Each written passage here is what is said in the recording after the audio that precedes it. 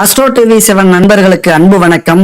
நான் உங்கள் நலம் விரும்பும் அன்பு தோழன் பேசுகிறேன். என் அன்பு ரிஷபராசி நண்பர்களுக்கும் தோழிகளுக்கும் பிள்ளைகளுக்கும் பெரியவர்களுக்கும் வணக்கம். இந்த வீடியோல வாழ்க்கையில உங்களை ஜெயிக்க வைக்கிற தெய்வம் எது, அது என்னென்ன தெய்வம், அதை பத்தி தான் இந்த வீடியோல நம்ம முழுசா பார்க்க போறோம். வாழ்க்கையில நீங்க ஜெயிக்கணும் அப்படின்னா கடைசி வரைக்கும் ஸ்கிப் பண்ணாம பாருங்க. எப்பொழுதுமே நாம ஒரு வீடியோ போட்டுட்டோம், 10 நிமிஷம் ஆயிடுச்சு, முடிச்சிருவோம், முடிச்சிட்டு அடுத்த வேலையை பார்ப்போம் அப்படிங்கறதெல்லாம் நம்ம கிட்ட இருக்காது. ஒரு வீடியோ போட்டாலும் அது தெளிவா இருக்கணும், விளக்கமா இருக்கணும், உண்மையா இருக்கணும். அந்த விஷயத்தை பொறுத்த வரைக்கும் இந்த வீடியோ ஒரு அற்புதமான வீடியோ.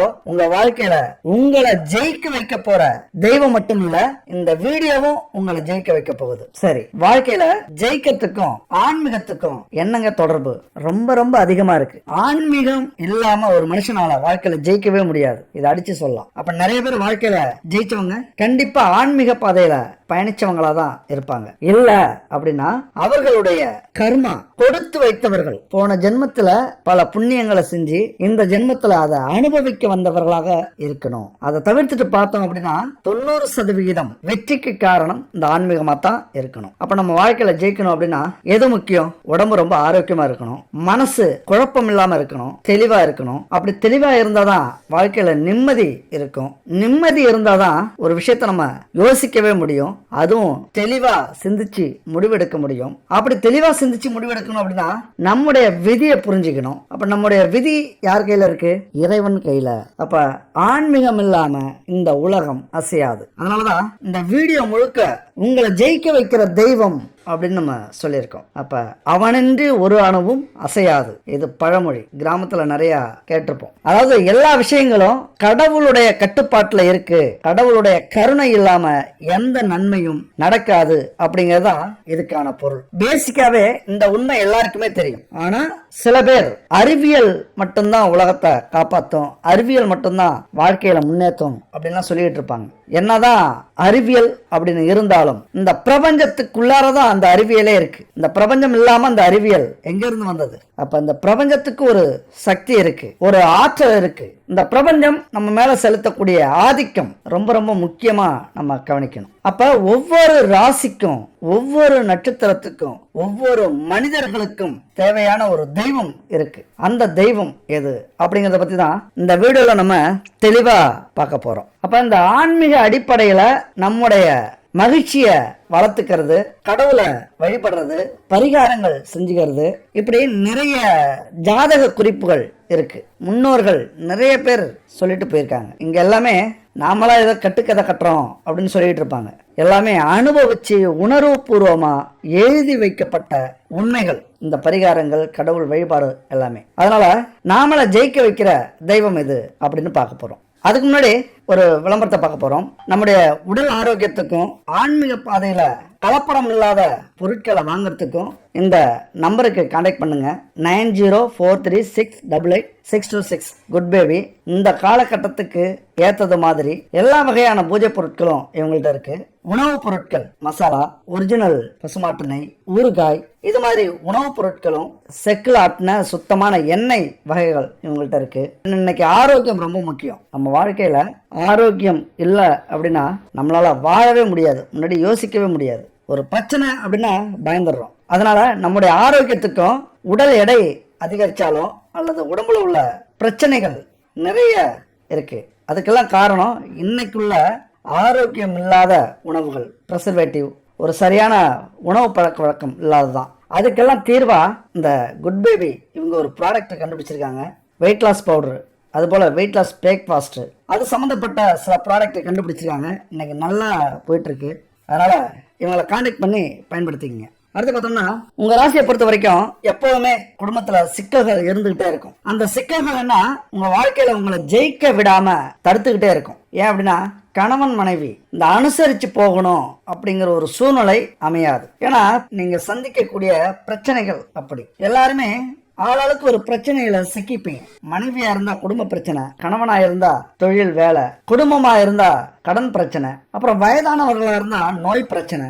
இப்படி சிக்கிக்க கூடிய ஒரு வாய்ப்பு எப்பொழுதுமே உண்டு உங்க ராசிக்கு. ஆனா அனுசரிச்சு போக முடியாத ஒரு காரணம், ஏன்னா வேலை செய்யணும், தொழில் செய்யணும், ஓடி ஓடி உழைக்கணும், நிறைய சம்பாதிக்கணும், கடன் அடைக்கணும், இப்படி ஏகப்பட்ட ஒரு பிரச்சனையில சிக்கி அதுல இருந்து மீள முடியாம தவிச்சுக்கிட்டு இருக்கீங்க. குடும்பத்துக்காக எவ்வளவுதான் உழைச்சாலும் நல்லது செஞ்சாலும் நல்ல பேர் மட்டும் உங்களுக்கு கிடைக்காது. அது என் நண்பர்களுக்கும் தோழிகளுக்கும் கிடைச்ச ஒரு வெகுமானம். மனைவிக்கு அல்லது கணவனுக்கு அடிக்கடி உடல் பாதிப்பு ஏற்படும். கணவன் மனைவி வழி உறவுகளால பிரச்சனைகள் ஏற்படும். அடிக்கடி சண்டை சச்சரவுகள் வரும். ஒரு விரக்தி மனப்பான்மை ஏற்படும். சோர்ந்து போயிடுவீங்க. பத்தாக்குறைக்கு வேலையில இருந்து திடீர்னு வெளியில வர்றது, ஒரு வேலைக்கு சேருவீங்க, திடீர்னு வெளியில வந்துடுவீங்க.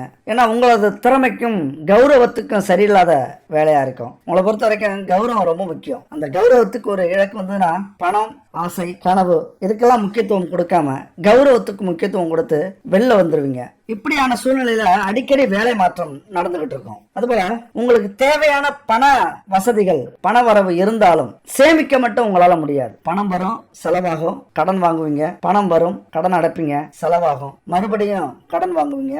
இது ஒரு வாழ்க்கை, ஒரு வட்டம்ங்கிறது மாதிரி இந்த சுழற்சியிலே சிக்கி காலம் பூரா ஓடிக்கிட்டே இருக்கிற ஒரு சூழ்நிலை. இதனாலே ஒரு விரக்தி, எதுக்குடா வாழ்றோம், ஊரை விட்டு வெளில போனா கூட ஒரு நிம்மதி இல்லாத வாழ்க்கை, அங்கேயும் பிரச்சனை. இப்படி ஏகப்பட்ட பிரச்சனைகளை சிக்கி தவிக்கிற ஒரு ராசி தான் உங்க ராசி. தான தர்மம் செய்யற குணம் அதிகம் இருக்கு. இது பெரும் பிரச்சனை. உங்க ராசியை பொறுத்த வரைக்கும் இந்த பிரச்சனை பெரும் பிரச்சனை. ஏன்னா மனசு ஒரு தங்கமான மனசு அப்படின்னா ஏமாத்துறதுக்கு நிறைய பேர் இருப்பாங்க. சீக்கிரம் உங்களை ஏமாத்தி காரியம் சாதிச்சுட்டு நன்றி மறந்து தூற்றி கொண்டிருப்பார்கள். புறம் பேசுவாங்க. போதா குறைக்கு கடன் வாங்கி வேற அடுத்தவங்களுக்கு உதவி செய்வீங்க. அப்புறம் வாங்கின கடனை திருப்பி கொடுக்க முடியாம அவமானப்படுவீங்க. அப்புறம் அவங்களுக்கு பதில் சொல்ல வேண்டியது வரும். அதனால மன உளைச்சல், அதனால குடும்பத்துல பிரச்சனை, பிரிவுகள். இன்னும் சொல்ல போனா அடித்தடி சண்டை கூட நடக்கும். நான் எங்கேயாவது போறேன், இல்லைனா தற்கொலை பண்ணிக்கிறேன் அப்படின்னு கூட நிறைய நேரம் குடும்பத்துல அந்த பிரச்சனைகள் நடந்துகிட்டு இருக்கும். எதிர்பாராம சில இன்பமான விஷயங்களும் நடக்கும். அதுதான் வாழ்க்கை, ஒரு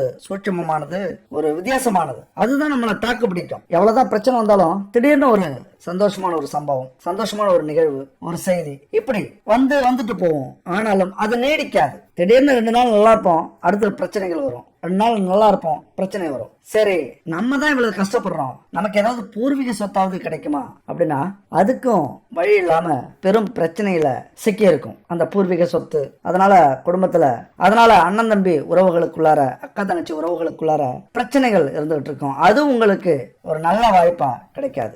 எது எப்படி இருந்தாலும் வாழ்க்கையில இன்பம் துன்பம் சமமா பாக்குற ஒரே ராசி உங்க ராசி தான். ஏன்னா ரொம்ப சந்தோஷமா இருந்தா எல்லாரும் சந்தோஷமா இருக்கணும் அப்படின்னு நினைப்பீங்க.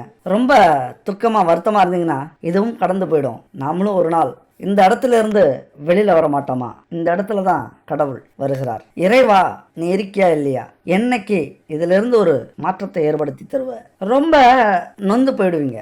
எப்போதுமே நல்லா தெரிஞ்சுக்கங்க, ஒரு உண்மையான, ஒரு நேர்மையான, ஒரு நல்ல குணம் கொண்ட ஒரு ஆணையோ ஒரு பெண்ணையோ எந்த ஒரு தெய்வமுமே கைவிடுறதில்லை. இந்த பிரபஞ்சம் கைவிடுறதில்லை. இதை நல்லா புரிஞ்சுக்கங்க.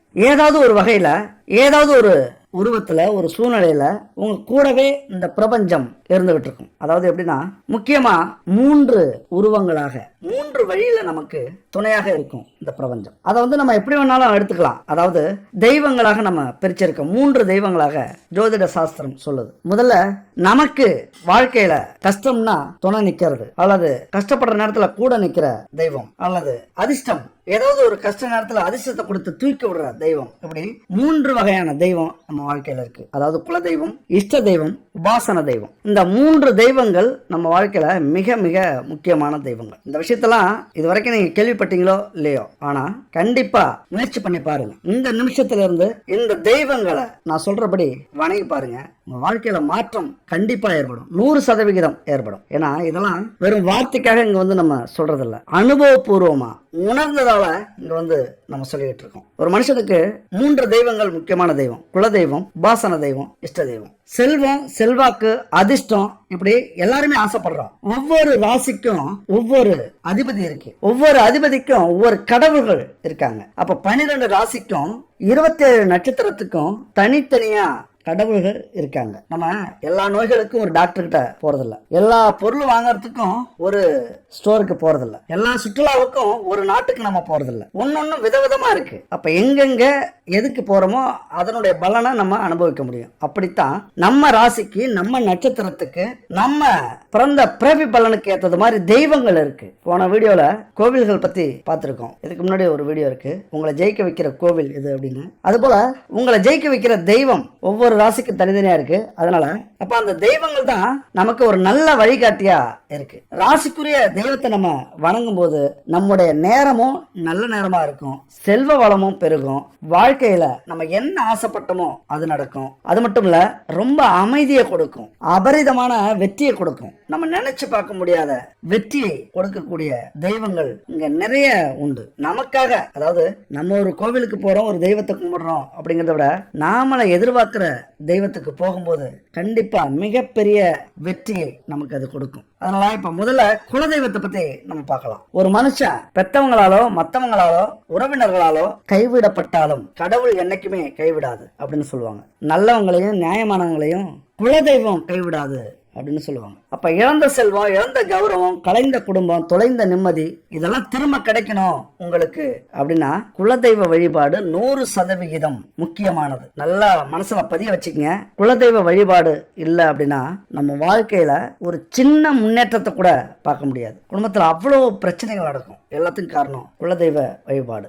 ஏன் குலதெய்வ வழிபாடு முக்கியம் அப்படின்னா ஒவ்வொருத்தருடைய குலதெய்வம் மட்டுமே அவங்களுக்கு நன்மை செய்ய முடியும். வேற தெய்வங்கள் நீங்க கும்பிட்டாலும் கும்பிடலனாலும் குலதெய்வம் வழியா தான் அந்த நன்மைகள் நமக்கு கிடைக்கும். ஏன்னா பல வழியில முயற்சி பண்ணி பார்த்துட்டு குலதெய்வம் வழியால தான் நமக்கு நன்மை கிடைக்குது அப்படின்னு பல மகான்கள் சொல்லிய உண்மை இது. இதெல்லாம் உணர்வுபூர்வமா உணர்ந்திருக்காங்க. குலம் அப்படின்னா நம்முடைய குடும்ப பாரம்பரியம். அப்ப நம்முடைய குடும்பத்துக்குன்னு ஒரு வழிபாட்டு தெய்வம் இருந்திருக்கு, நம்முடைய முன்னோர்கள் வழிபட்டிருக்காங்க. அது சந்ததி சந்ததியினரா குலதெய்வ வழிபாட்டை யார் சரியா செஞ்சுக்கிட்டு வராங்களோ அவங்கள எந்த கிரகமும் எந்த தோஷமும் ஒண்ணுமே செய்ய முடியாது. ஏன்னா குலதெய்வத்துக்கு அவ்வளவு பெரிய சக்தி இருக்கு. சிலருடைய ஜாதகத்தை பார்க்கும்போது அவங்களுக்கு நேரம் சுத்தமா நல்லா இருக்காது, ஆனா சந்தோஷமா இருப்பாங்க. ரொம்ப நஷ்டத்துல இருக்க வேண்டிய நேரமா இருக்கும், ஆனா ரொம்ப ஜகஜோதியா ஆடம்பரமான வாழ்க்கை வாழ்ந்துட்டு இருப்பாங்க. இதுக்கெல்லாம் காரணம் என்னன்னா குலதெய்வத்தை அவங்க எல்லாம் சரியா போய் வணங்கிட்டு இருக்கிறவங்க. வருஷம் 3 மாசத்துக்கு ஒரு முறை குலதெய்வ நிவர்த்தி அந்த வழிபாட்டெல்லாம் தவறாம செய்யறவங்க. அப்ப குலதெய்வம் அப்படிங்கிறது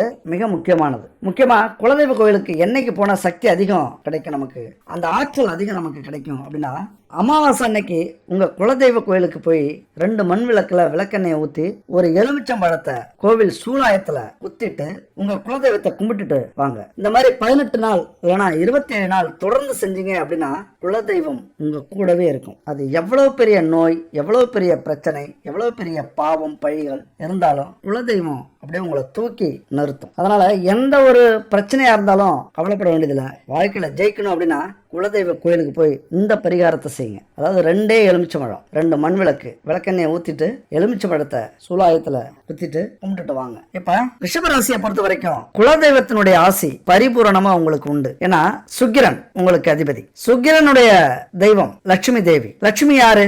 செல்வத்துக்கு தெய்வம். பொதுவாவே ரிஷபராசியில பிறந்துட்டாலே இந்த உலகத்துல எல்லா சந்தோஷங்களையும் அனுபவிக்கணும் அப்படிங்கிறது விதி. எவ்வளவு கஷ்டப்பட்டாலும் சரி, வாழ்க்கையில நீங்க எவ்வளவு கஷ்டப்பட்டாலும் உங்க கனவுல கூட நீங்க பார்க்காத வாழ்க்கைய ஒரு நாள் நீங்க வாழ்ந்தாகணும் அப்படிங்கறதுதான் ஜோதிடத்தின் சூட்சமம். ரிஷபராசி அப்படிதான். ஏன்னா அதனாலதான் சுக்கிரன் அதிபதியாக இருக்கக்கூடிய ரிஷபராசியில நீங்க பிறக்கிறீங்க. ஆனா வாழ்ற வாழ்க்கையில பல பிரச்சனைகளை சந்திக்கலாம். ஏண்டா வாழறோம் அப்படின்னு கூட இருக்கலாம். ஏன்னா ரிஷபராசியை பொறுத்த வரைக்கும் ஆரம்பத்தில இருந்தே பிரச்சனைகள் அதிகம் உண்டு. அதாவது பிள்ளை பருவத்தில இருந்தே ஸ்கூல் படிக்கிறீங்க அப்படின்னா அங்க இருந்தே குடும்ப பாரம் அப்படிங்கிறது உங்க தலையில விழும். அப்பதான் சரியான வயசுல உங்களுக்கு எல்லா வசதி வாய்ப்புகளும் கிடைக்கும் அப்படிங்கிறது இறைவனுடைய நியதி. எல்லாரும் சொல்லுவாங்க இளமையில சந்தோஷமா இருந்தா முதுமையில கஷ்டப்படுவாங்க அப்படின்னு சொல்லுவாங்க. இளமையில கஷ்டப்பட்டா முதுமையில சந்தோஷப்படுவாங்க அப்படின்னு சொல்லுவாங்க. ஆனா ரிஷபராசியை பொறுத்த வரைக்கும் இளமையில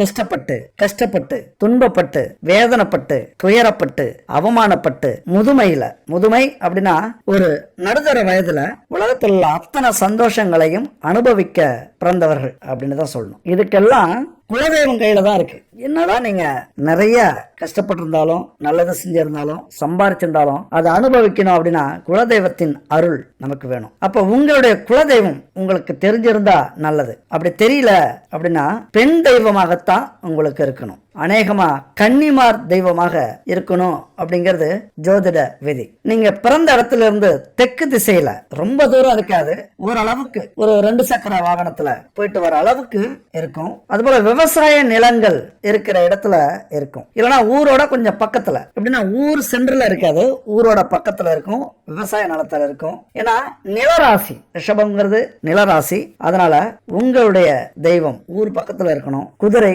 அம்பு இது போன்ற சிற்பங்கள்லாம் அங்க இருக்கும். பல வண்ணங்கள்ல தெய்வத்தை வச்சிருப்பாங்க குலதெய்வமா. இன்னும் சொல்ல போனா மகாலட்சுமி அம்சம் பொருந்திய இரட்டை தெய்வங்களாக கூட ரிஷபராசிக்கு குலதெய்வம் இருக்கும். பச்சை பசேர்னு இருக்கும் உங்க குலதெய்வம் இருக்கிற இடத்துல. அதுபோல காவல் தெய்வம் அப்படின்னா பெண் தெய்வம் அதிகமா இருக்கும். பெண் தெய்வத்தை குலதெய்வமா கும்பிடுற ராசி ரிஷபராசி. அதனால உதாரணமா சொல்லணும்னா அங்காளம்மன், காமாட்சி அம்மன், செல்லி அம்மன் இந்த மாதிரியான அம்மன் உருவத்துல இருக்கலாம். அங்க ஆண் தெய்வம் என்னவா இருக்கலாம் அப்படின்னா ஐயனார் இருக்கக்கூடிய வாய்ப்புகள் அதிகம். அடுத்து நம்ம பார்த்தோம்னா அடுத்தது உபாசன தெய்வம். உபாசன தெய்வம் அப்படிங்கிறது உங்க ராசி கட்டத்துல 9ஆம் வீட்டுடைய அதிபதி யாரு, அந்த அதிபதிக்கு அதி தேவதை எது அப்படின்னு பார்த்தோம்னா அதுதான் உபாசனை தெய்வம். அப்போ 9ஆம் இடம்ங்கிறது பாக்கியஸ்தானம். ஒரு மனுஷனுடைய வாழ்நாள்ல என்னென்ன பாக்கியத்தை அடையிறாங்க அப்படிங்கிறத பொறுத்து இந்த உபாசன தெய்வத்துடைய அருள் கிடைக்கும். அப்ப இந்த இடத்துக்கு அந்த பாக்கியத்தை நம்ம முழுசா அடையணும் அப்படின்னா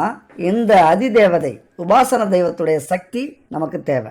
எவ்வளவு பெரிய ஆபத்தா இருந்தாலும் அதுல நம்மளை மாட்டி விடாம தூக்கி விடுற சக்தி இந்த தெய்வத்துக்கு உண்டு. குலதெய்வ வழிபாடு தடைபட்டாலும் அல்லது குலதெய்வம் எதுனே தெரியாதவங்களுக்கும் இந்த உபாசனை தெய்வம் மிக மிக முக்கியமானது. தயவு செஞ்சு குலதெய்வத்தை மறந்துட்டீங்க அப்படின்னாலும் சரி, குலதெய்வமே இருந்தாலும் சரி, உங்கள் ராசிக்கான உபாசன தெய்வத்தை விட்டுறாதீங்க. ஏன்னா கஷ்ட காலத்துல உங்களை தூக்கி விடுற ஒரு தெய்வம், கூப்பிட்ட குரலுக்கு ஓடோடி வரக்கூடிய தெய்வம். குலதெய்வம் கூடவே வரும், ஆனா உபாசன தெய்வம் கூடவே காவலுக்கு இருக்கும். எவ்வளவு பெரிய பிரச்சனையா இருந்தாலும் சரி, எவ்வளவு பெரிய கஷ்டமா இருந்தாலும் சரி, சோர்ந்து போயிட்டீங்க அப்படின்னா உங்களுக்குள்ளார ஒரு சக்தியை கொடுத்து தூக்கி விடுற தெய்வம் இந்த உபாசன தெய்வம் தான். ரிஷபராசி அவங்களை பொறுத்த வரைக்கும் சுக்கிரன் அதிபதி. எப்படி நான் சொன்னது மாதிரி உலக சந்தோஷங்களை அனுபவிக்க பிறந்திருக்கீங்களோ அந்த மாதிரி ஆணழகன், பேரழகன், அழகுல சிறந்தவங்க அப்படின்னு சொல்லுவாங்கல்ல, அதெல்லாம் நீங்களா தான் இருப்பீங்க. 1000 பேர் இருந்தாலும் ரிஷபராசிக்காரவங்களை தனியா நம்ம கண்டுபிடிச்சிடலாம். ஏன்னா அதிகபட்சம்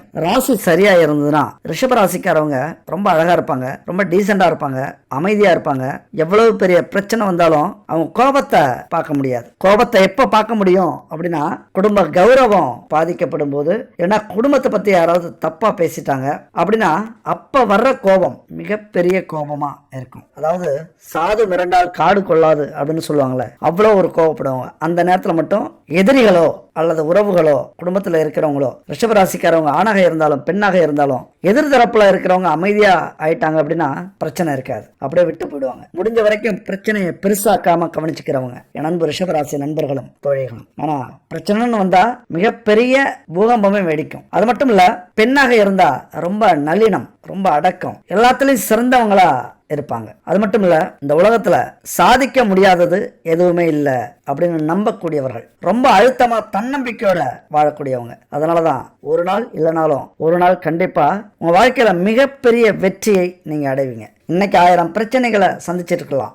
1000 கடன்கள்ல இருக்கலாம், எத்தனையோ வேலை மாறி மாறி செஞ்சிட்டு இருக்கலாம், தொழில் நஷ்டத்துல போயிட்டு இருக்கலாம். ஆனா ஒரு நாள் கண்டிப்பா மிகப்பெரிய வெற்றியை உங்களால அடைய முடியும். ஆனா இந்த நேரம் பொறுத்த வரைக்கும் இப்போ உங்களுக்கு லாப சனி போயிட்டு இருக்கு. ரொம்ப கூர்ந்து வேலையிலயோ தொழிலையோ கவனம் செலுத்தினீங்க அப்படின்னா மிகப்பெரிய லாபத்தை இந்த காலகட்டத்துல உங்களால அடைய முடியும். அது மட்டும் இல்ல, இந்த உபாசன தெய்வம் சொல்றோம்ல, இவங்களுடைய அருள் இருந்தா, குலதெய்வத்துடைய அருள் இருந்தா, இஷ்ட தெய்வங்களுடைய அருள் இருந்தா மிகப்பெரிய கோடீஸ்வர யோகத்தை உங்களால இந்த காலகட்டத்துல அடைய முடியும். ஏன்னா பொதுவாவே நீங்க கடவுளுடைய ஆசி பெற்றவர்கள். நான் தான் சொன்னேன், எல்லாராலையும் சொர்க்கத்தை அனுபவிக்க முடியாது, எல்லாராலையும் உலக சந்தோஷத்தை அனுபவிக்க முடியாது. அதற்காகவே பிறந்தவர்கள் நீங்க. கொஞ்சம் எவ்வளவு பெரிய கஷ்டமா இருந்தாலும், எவ்வளவு பெரிய வேலை பலுவாக இருந்தாலும் இந்த தெய்வங்களை வணங்குறத விட்டுறாதீங்க. ஏன்னா யாரும் உங்களுக்கு உதவலனாலும் இந்த தெய்வங்கள் உங்களுக்காகவே காத்திருக்கு. அதாவது உங்களை மீறி வீட்டுல ஒரு அணு கூட அசையாது. எத்தனை பேர் இருந்தாலும் சரி, நீங்க ஆண்களாக இருந்தாலும் நீங்க பெண்களாக இருந்தாலும் ஒட்டுமொத்த பொறுப்பும் உங்க கையில தான், உங்க தலையில தான். அதாவது பெரியவங்க சின்னவங்க பொறுப்பெல்லாம் நீங்க இல்ல,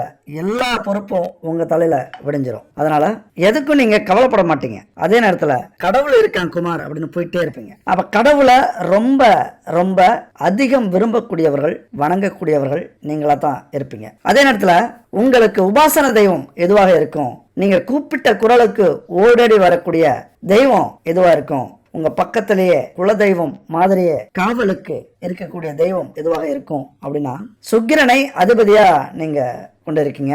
அந்த சுக்கிரனை அதிபதியா வச்சிருக்கிறதுனால அதிர்ஷ்டமும் செல்வமும் உங்களை தேடி வரும். நீங்க எவ்வளவு முயற்சி பண்ணாலும் அந்த நேரத்துல கிடைக்காம விரக்தி ஆயிடுவீங்க. ஆனா எதிர்பாராத நேரத்துல உங்களுக்கு கொண்டு வந்து கொடுக்கும். அப்ப உபாசன தெய்வமா இந்த தெய்வத்தை வணங்குனீங்க அப்படின்னா உங்க வாழ்க்கையில மிகப்பெரிய வெற்றியை உங்களால கண்டிப்பா அடைய முடியும். அத்தனை பிரச்சனைகளுக்கும் தீர்வு உங்களுக்கு ஈஸியா கிடைச்சிரும். எந்த தெய்வம்? ராமேஸ்வரம் ராமநாத சுவாமி பர்வத வர்த்தினி தாயாரை போய் வணங்குனீங்க அப்படின்னா சகல செல்வங்களையும் உங்களுக்காக அள்ளி கொடுப்பார்கள். நீங்க நினைக்கலாம் இதெல்லாம் உண்மையா இதெல்லாம் பொய்யா அப்படின்னு. இதை சாதாரணமா சொல்லல, ஜோதிட சாஸ்திரத்துல பலாயிரம் பேர் இந்த உபாசன தெய்வத்தை வணங்கி அனுபவிச்சு உணர்ந்து இன்னைக்கு வெளிப்படுத்தி இருக்காங்க. அதனால கண்டிப்பா நம்பிக்கையோட இந்த ராமேஸ்வரம் போயிட்டு வாங்க ஒரு முறை. அதுவும் இந்த நேரம் சரியான நேரம். ஏன்னா லாபசனி போயிட்டு இருக்கு, தொழிற்காரகன் கர்மக்காரகன் சனி பகவானுடைய திசை லாபசனியா போயிட்டு இருக்கு. இந்த நேரத்துல இந்த கோவிலுக்கு போயிட்டு வாங்க, கண்டிப்பா உங்க வாழ்க்கையில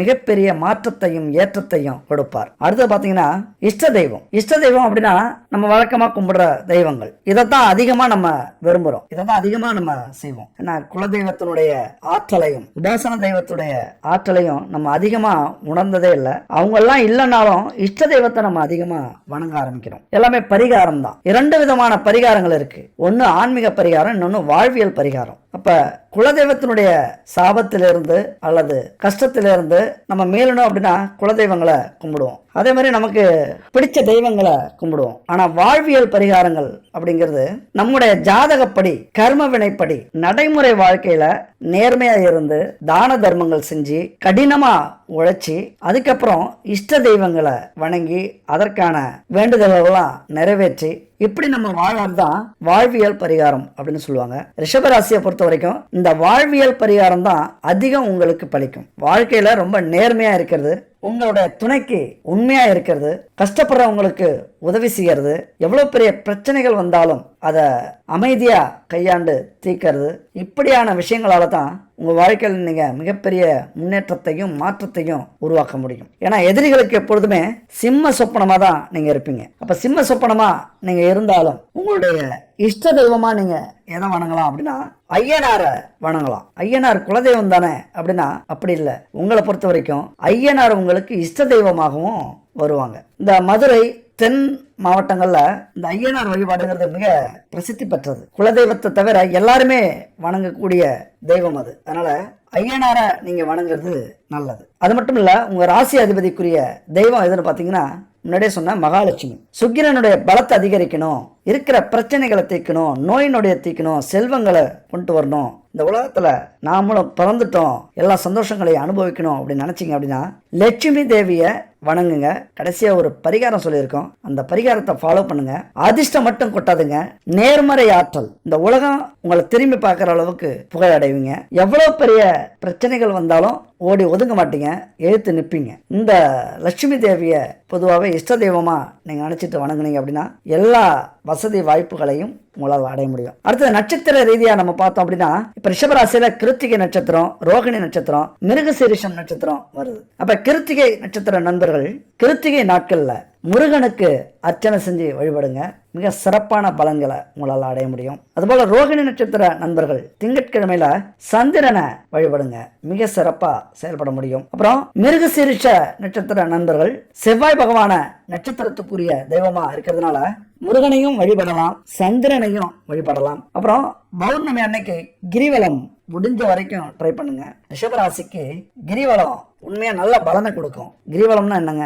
அதான் திருவண்ணாமலை அண்ணாமலையார சுத்தி வர அந்த 14 கிலோமீட்டர் மலையை சுத்தி வர்றதுதான் கிரிவலம். நிறைய பேருக்கு தெரிஞ்சிருக்கும். அந்த கிரிவலத்துல கலந்துக்குங்க. கஷ்டப்பட்டு ஒரு 3 கிரிவலமாவது போயிட்டு வாங்க. உங்க வாழ்க்கையில மிகப்பெரிய மாற்றத்தை உங்களால பார்க்க முடியும். உங்களை ஜெயிக்க வைக்கிற தெய்வம் எதுன்னு தெரிஞ்சுக்கிட்டீங்க.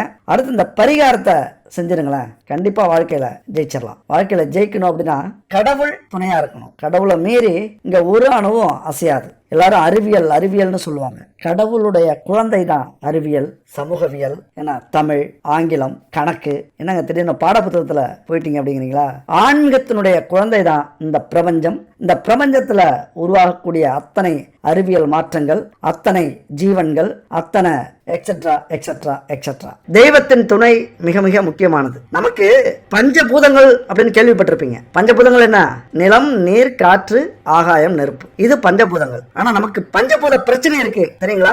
மனுஷன் வாழ்க்கையிலே மிக முக்கியமான பிரச்சனை இந்த 5 பிரச்சனை. என்ன பிரச்சனை? குடும்ப பிரச்சனை, கடன் பிரச்சனை, தொழில் வேலை பிரச்சனை, வழக்கு பிரச்சனை, நோய் பிரச்சனை. இந்த 5 தான் ஒரு மனுஷனுக்கு பெரிய பிரச்சனை. ஒரு மீள முடியாத பிரச்சனையா நினைக்கக்கூடிய பிரச்சனைகள் இந்த 5 பிரச்சனை. இந்த 5க்குள்ளதான் நீங்க எந்த ஒரு துன்பங்களிலும், பிரச்சனைகளிலும், கஷ்டங்களிலும் இருந்தாகணும். அப்ப இந்த பிரச்சனையெல்லாம் தீர்க்கணும் அப்படின்னா தெய்வத்தின் அருள் வேண்டும். பாண்டவர்களுக்கு கிடைத்த கண்ணனை போல் நம்முடைய பிரச்சனை தீர்ந்து நம்முடைய மகாபாரத போரில் வெற்றி பெறணும் அப்படின்னா நமக்கான தெய்வம் கண்டிப்பா தேவை. அப்ப பரிகாரங்கள்ங்கிறது மிக முக்கியம். தெய்வத்தை சந்தோஷப்படுத்தணும் அப்படின்னா பரிகாரங்களும் மிக முக்கியம். தெய்வத்தின் பார்வை நம்ம மேல கிடைக்கணும் அப்படின்னா பரிகாரங்கள் மிக மிக முக்கியம். அலட்சியமே செய்யக்கூடாது இந்த விஷயத்துல. ஏன் பரிகாரங்கள் அப்படின்னா கர்ம வினைகள் தீரணும் அப்படின்னா அந்த கர்ம வினைகள், நமக்கு கஷ்டங்கள் வந்து கர்ம வினை தீரும். அப்ப நம்ம வாழ்க்கையில முன்னேறவே முடியல, ஒரே நிலையில இருக்கும் அப்படின்னா நம்மளா அந்த கஷ்டத்தை அனுபவிக்கிறதா பரிகாரம். கஷ்டம் நிறைய வந்திருக்கு, நிறைய அனுபவிச்சிட்டோம் அப்படின்னா அது பாடம். அடுத்தது நல்ல காலம் பிறந்துச்சு அப்படின்னு அர்த்தம். அப்ப நீங்க முயற்சி பண்ணீங்க அப்படின்னா கண்டிப்பா ஜெயிக்கலாம். ஆனா கஷ்டங்களும் இல்ல, சந்தோஷமா இருக்கும். ஆனா வாழ்க்கையில பெரிய இடத்துக்கு வர முடியல, பெரிய லெவலுக்கு போக முடியல அப்படின்னா இந்த பரிகாரங்களை செய்யணும். நாமளா போய் கஷ்டப்படணும். அப்ப நம்மளா கஷ்டப்படணும், அப்படி எதுவுமே செய்யக்கூடாது, தானா நடக்கணும் அப்படின்னா நடக்காது. பூஜைகள், ஆன்மீக பயணம், யாத்திரைகள், அதுபோல கிரிவலம், உண்ணாவிரதங்கள், நம்மளே வருத்திக்க கூடிய பல பரிகாரங்களை நம்ம செய்யணும். அதுக்கு இந்த பரிகாரம் நல்ல பரிகாரமா இருக்கும். இதெல்லாம் முயற்சி பண்ணி பாருங்க. உங்கள் வீட்டில் செல்வம் சேரணுமா? திருமகனின் மகாலட்சுமியின் பார்வையும் குபேரனின் அருளும் சேர்ந்து குறைவற்ற செல்வத்தை கொடுக்கணுமா? அப்ப இந்த எளிய பூஜையை நீங்க செய்யுங்க. ஒரு விஷயம் ரொம்ப முக்கியம். இங்க என்ன முக்கியம் அப்படின்னா உண்மையான பக்தியும் நம்பிக்கையுடனும் இந்த பரிகாரத்தை செய்யுங்க. நான் உண்மையா நம்பிக்கையா இந்த பரிகாரத்தை செய்யறேன் அப்படின்னு உத்தரவாதம் கொடுத்தீங்கன்னா போதும். கடவுள்கிட்ட உங்க வீட்டுல செல்வ மகளும் குபேரரும் நிரந்தரமாக வாசம் செய்வார்கள். பூஜையை தொடங்கறதுக்கு முன்னாடி சில பொருட்கள் வாங்குறது அவசியம். முதல்ல பூஜை செய்யற நாளை தேர்ந்தெடுத்துக் கொள்ளுங்கள். என்னைக்கு நம்ம பூஜை செய்ய போறோம்? தொடர்ந்து 9 வாரம் அல்லது தொடர்ந்து 9 மாதம். என்னைக்கு பூஜை செய்ய போறீங்க அப்படின்னா வெள்ளிக்கிழமை. என்னைக்கு நீங்க பூஜை செய்ய போறீங்க அப்படின்னு முடிவு பண்ணீங்க. வாரம் வெள்ளிக்கிழமை பூஜை செய்ய போறீங்களா அல்லது மாசத்துல ஒரு வெள்ளிக்கிழமை பூஜை செய்ய போறீங்களா அப்படின்னு முடிவு பண்ணிக்கங்க. அடுத்தது நம்ம கோடீஸ்வரனாக மாறணும் அப்படின்னா நம்ம என்ன பண்ணோம்? பணத்திற்கு அதிபதியாக விளங்கக்கூடிய மகாலட்சுமி, குரு பகவான், குபேரர், சுக்கிரர், ராகு பகவான் இவர்களுடைய அருள் நமக்கு பரிபூர்ணமா கிடைக்கணும். இவங்களுடைய அருள் கிடைச்சாதான் நம்ம கோடீஸ்வரனாக ஆக முடியும். அப்ப இந்த 5 பேருடைய அருள் கிடைக்கணும் அப்படின்னா பிரம்ம முகூர்த்தத்துல எழுந்திருக்கணும். என்னைக்கே அந்த வெள்ளிக்கிழமை 9 நாட்களும் அந்த பிரம்ம முகூர்த்தத்துலதான் தேவர்களும் பித்ருக்களும் நம்ம வீடு தேடி வருவாங்க. அவங்க வர நேரத்துல நம்ம முழிச்சிருக்கணும். அப்ப அந்த பிரம்ம முகூர்த்தத்துல எழுந்திருச்சு எங்கேயும் போக கூடாது. கதவு கிட்ட போகணும். கதவை திறந்து மகாலட்சுமியே வருக, 30 முக்கோடி தேவர்களே வருக அப்படின்னு 3 முறை சொல்லுங்க. 3 முறை சொல்லிட்டு அதுக்கப்புறம் போய் குளிச்சுட்டு பூஜை அறையவும் வாசலையும் சுத்தம் பண்ணிட்டு வாசல்ல சாணம் தெளிங்க. நீங்க நகரத்துல இருந்தீங்க அப்படின்னா மஞ்சள் தண்ணியை கரைச்சி அதை வாசல்ல தெளிச்சுங்க. கொஞ்சம் உங்க இடத்துக்கு ஏற்ற மாதிரி தெளிச்சுக்கிட்டு பச்சரிசி மாவால கோலம் போடுங்க. இது மிகப்பெரிய புண்ணியம் கிடைக்கக்கூடிய செயல். பாரம்பரியமா நம்ம செஞ்சுக்கிட்டு இருக்கோம். இதுக்கு பெரிய வரலாறே உண்டு. 1000 ஏழைகளுக்கு உணவு போடுறதும் இந்த பச்சரிசி மாவு கோலம் போடுறதும் ஒண்ணு. பூச்சி, புழுக்கள், எறும்புக்கள் இதை எடுத்துட்டு போய் சாப்பிடுறது அந்த புண்ணியத்தை நமக்கு ஏற்படுத்தி கொடுக்கும். அதனால அந்த பச்சரிசி மாவால கோலம் போடுங்க. பொடியாலேயோ மண்ணாலேயோ கோலம் போடாதீங்க. கோலம் போட்டுட்டு பூஜை அறையில போய் வழக்கமா தீப தூபம் ஏத்துங்க. சாம்பிராணி புகைய நல்லா தூவ விடுங்க. அதுக்கப்புறம் இந்த மந்திரத்தை சொல்லுங்க. மகாலட்சுமி காயத்ரி மந்திரம் மிக முக்கியமான மந்திரம். அவ்வளவு சக்தி உண்டு இந்த மந்திரத்துக்கு. இந்த மந்திரத்தை சொல்றவங்களுக்கு இந்த உலகத்துல வாழ்ற வரைக்கும் அனைத்து சுகங்களையும் அனுபவிக்க வாய்ப்பு கிடைக்கும். ஒழுக்க நெறியோடு, உள்ள தூய்மையோடு, மன தெளிவோடு இருக்க வைக்கும். வீட்டுல சுத்தமான இடத்துல அமர்ந்து 108 முறை இந்த மந்திரத்தை சொல்லுங்க. ஸ்கிரீன்ல இருக்க பாருங்க. மகாலட்சுமி காயத்ரி மந்திரம். ஓம் ஸ்ரீ மகாலட்சுமியேஸ்வர வித்மகே விஷ்ணு பதன்யேஸ்வர தீமகி தன்னோ லட்சுமி பிரசோதயாத் அப்படிங்கிற இந்த மந்திரம் எத்தனை முறை? 108 முறை கண்டிப்பா சொல்லுங்க. 1 மணி நேரம் ஆனாலும் பரவாயில்ல. கோடீஸ்வரன் ஆகணும் அப்படின்னா இந்த மந்திரத்தை சொல்லுங்க. சொல்லிட்டு அன்னைக்கு நீங்க என்ன வேலை தொழில் செய்றீங்களோ அதை மனப்பூர்வமா செய்யணும், உண்மையா செய்யணும். அந்த செயல்ல எந்த ஒரு கள்ளம் கபடம் பொய் எதுவுமே இருக்கக்கூடாது, நடிக்கவே கூடாது. இந்த விஷயத்துல ஒரு தொழிலையோ வேலையிலயோ நிறைய விஷயங்கள் இருக்கு. நேர்மையா இருக்கணும். உங்க வேலைக்கு ஏத்தது மாதிரி தொழிலுக்கு ஏத்தது மாதிரி அன்னைக்கு தெளிவா இருங்க. அதுபோல லட்சியத்தை மனசுல ஓட்டி பாருங்க, கனவு காணுங்கள். அன்று முழுவதும் கனவுன்னா கண்ணை மூடிக்கிட்டு நீங்க என்னெல்லாம் ஆசைப்பட்டீங்களோ நேரம் கிடைக்கும் போது ஒரு 10 நிமிஷம் நீங்க என்னெல்லாம் ஆகணுமோ, என்னவா ஆகணுமோ, எப்படி வாழணும், உங்களுடைய லெவல் என்ன, எப்படி நீங்க ஆசைப்படுறீங்க, என்ன தொழில் ஆசைப்படுறீங்க அல்லது என்ன வேலையில ஆசைப்படுறீங்க, எந்த அளவுக்கு உங்களோட வசதியை பெருக்கிக்கிறீங்க, அதை எல்லாமே ஒரு 10 நிமிஷம் அமர்ந்து உங்க எண்ண ஓட்டத்துல ஓட விடுங்க. எண்ணங்களுக்கு மிக சக்தி உள்ளது, ஓட்ட விடுங்க. அப்புறம் மாலையில ஒரு 8 அகல் விளக்குல தீபம் ஏற்றணும். 8 அகல் விளக்குலையும் சுத்தமான பசுனை ஊத்தி, அப்புறம் பஞ்சு திரிய மஞ்சள்ல கலங்க. மஞ்சள் வீட்டுல வச்சிருப்பீங்களா, அதுல கலந்து 8 வகையான திரிய அதுல சுத்தி வைங்க. மஞ்சள் திரிய அதுல வச்சு தீபம் ஏத்துங்க. இரவுல காலையில எப்படி தீப தூபம் ஏற்றி சாமியை கும்பிட்டீங்களோ அதே போல இப்பயும் வணங்குங்க. ஒரு நாளைக்கு 108 முறை அப்படிங்கிற அந்த மந்திரத்தை காலையில ஒரு 54 முறையும், இந்த மாதிரி மாலையில ஒரு 54 முறையும் சொல்லலாம். உங்க நேரத்துக்கு ஏற்ற மாதிரி நீங்க பிரிச்சுக்கலாம். அதே போல சொல்லுங்க. இதுல முக்கியமான விஷயம் என்னன்னு பாத்தீங்கன்னா, என்ன பொருள் முக்கியமா தேவைப்படுது நீங்க பயன்படுத்தி ஆகணும் அப்படின்னா, நெய். இது மகாலட்சுமியின் அம்சம். மஞ்சள் கலக்குறீங்க திரியில, குரு பகவானுக்குரிய பொருள் அது. தீபம் எல்லா தெய்வங்களுக்கும் எல்லா தேவர்களுக்கும் உரிய பொருள். திரியோட இந்த 4மே மிக மிக முக்கியமானது. முக்கியமானதுன்னா தரம் கலப்படம் இல்லாத சுத்தமான நெய்யா இருக்கணும். 9 நாளும் நீங்க பச்சரிசிய ஊற வச்சு அரைச்சி கோலம் போடணும். இதெல்லாம் உங்களால முடியல நீங்க இருக்கிற வேலைக்கு அப்படின்னா இந்த நம்பருக்கு கான்டாக்ட் பண்ணுங்க. 9 விதமான பூஜை பொருட்கள் கலந்த பச்சரிசி கோலமாவு கட்டி வச்சிருக்காங்க, பவுடரும் வச்சிருக்காங்க. பச்சரிசியால இது வரைக்கும் யாரும் பவுடரால கோலம் போட்டுக்க மாட்டாங்க, மண் பொடியால தான் போட்டிருப்பாங்க. இவங்க பச்சரிசியாலே பொடியும் வச்சிருக்காங்க, கட்டியும் வச்சிருக்காங்க. அப்படியே வேலையே இல்லை, தண்ணியில நினைச்சு உடனே கோலம் போட்டுடலாம். நெய்யும் இவங்கள்ட்ட சுத்தமான நெய், பசுமாட்டு நெய் இருக்கு. தீபத்திரியும் இருக்கு. இவங்கள்ட்ட வாங்கி பயன்படுத்தி பாருங்க. தேவைன்னா இவங்கள்ட்ட கான்டாக்ட் பண்ணி வாங்கிக்கோங்க. அடுத்தது மகாலட்சுமி தாயாருடைய படத்துக்கு முன்னாடி அந்த தீபத்தை வச்சு வடக்கு பார்த்து அந்த தீபத்தை வச்சு தீபத்தை ஏத்துங்க. இப்படி 8 தீபத்தையும் ஏத்தணும் அப்படின்னா அஷ்டலட்சுமிகள் எல்லாருமே நம்ம வீட்டுக்கு வந்துருவாங்க. அனைத்து செல்வங்களையும் அள்ளி கொடுப்பார்கள். இதனால கிடைக்கிற பலனை சொல்லணும் அப்படின்னா இந்த வீடியோவை பத்தாது, நிறைய போகும், நிறைய நேரம் ஆகும். வேண்டாம். கண்டிப்பா உங்களை கோடீஸ்வரனாக்கும். ஒரே வரியில சொல்லணும்னா இப்படிதான் சொல்லணும். நீங்க செல்வந்தரியாக மாறுவது நிச்சயம். இந்த 9 நாட்களுக்கு மட்டும் இதை செஞ்சு பாருங்க. அஷ்ட ஐஸ்வர்யங்களும் அஷ்டமா சித்திகளும் இந்த மந்திரத்தை சொல்லி வழிபட்டா கிடைக்கும் அப்படிங்கிறது பல்லாயிரக்கணக்கானவர்களுடைய அனுபவம். இங்க முதல்ல நம்பிக்கை தான் முக்கியம். அடுத்தது நம்முடைய எண்ணங்கள் மிக மிக முக்கியம். அடுத்தது தரமான பொருட்கள் முக்கியம். அப்படி எண்ணங்கள் உறுதியா இருந்தா எதை நம்ம நினைக்கிறோமோ அதை சாதித்து காட்டலாம். நல்ல எண்ணங்களை, நம்பிக்கை எண்ணங்களை, மகிழ்ச்சி எண்ணங்களை திரும்ப திரும்ப நம்ம நினைக்கிறப்ப அது உடனே உழைப்பா மாறும், கனவா மாறும். அதுக்காக நம்ம கஷ்டப்படுவோம். நமக்கான ஒரு ஊக்கத்தை கொடுக்கும், தைரியத்தை கொடுக்கும், தன்னம்பிக்கையை கொடுக்கும். நம்முடைய சக்தி நம்முடைய எண்ணத்தில் தான் இருக்கிறது. இது நல்லா புரிஞ்சுக்கங்க. இவ்வளவு நேரம் பேசுறது எதுவுமே உங்க காதுல வீழனாலும் நீங்க கவனிக்கல அப்படின்னாலும் இதை முக்கியமா கவனிங்க. எண்ணங்கள் மிக மிக முக்கியமானது. இவ்வளவு விஷயம் சொன்னதையும் நீங்க நம்பினாதான் அடுத்தது உங்க வாழ்க்கையில் நீங்க கோடீஸ்வரராக மாற முடியும். அப்ப எண்ணம், நம்பிக்கை மிக மிக முக்கியமானது. அதனால விழிப்போடு இருங்கள். மனம் அப்படிங்கிற நிலத்துல எதை போடுறோமோ அதுதான் விளையும். அதுல எதை போடணும் அப்படிங்கறத நம்ம சிந்திச்சு போடணும். நம்ம வாழ்க்கையில முன்னேறணும்னா எப்படி வேணாலும் முன்னேறலாம். ஆனா எப்படி முன்னேறணுங்கிற ஒரு கட்டுப்பாடு இருக்கு, ஒரு நீதி இருக்கு, ஒரு நியாயம் இருக்கு. அதன்படி நம்ம முன்னேறணும் அப்படிங்கறதா மிக மிக முக்கியமானது. எப்பொழுதுமே இதை கடைபிடிங்க. உண்மை, உழைப்பு, உதவி, ஆன்மீகம், அதாவது இறைவனை நம்புவது. இதை மட்டும் மனசுல வச்சுங்க. நம்பிக்கையோடு உறுதியோடு முயற்சி பண்ணீங்க அப்படின்னா நீங்களும் ஒரு நாள் கோடீஸ்வரன் தான். எப்பொழுதுமே இறைவன் துணையோட பயணம் செய்யுங்கள். இறைவனை பார்த்து இப்படி கேளுங்க.